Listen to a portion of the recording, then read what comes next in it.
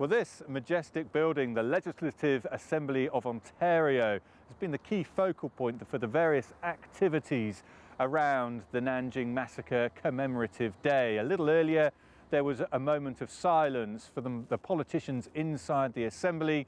There was also a candlelit vigil, a public candlelit vigil held outside, where many people here in Ontario also paid their respects. Now, a little earlier, I talked to Sue Wong, who was a politician who was very much behind making this commemorative day a reality.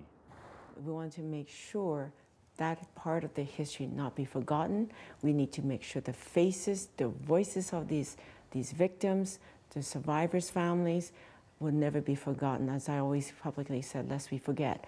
There will be tears, there will be, I was very emotional when we were talking about this issue in the chamber, because I grew up in this story.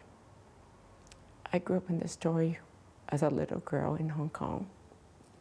And my mother was a very strong woman, and she talked about this to the three of us, very, very young.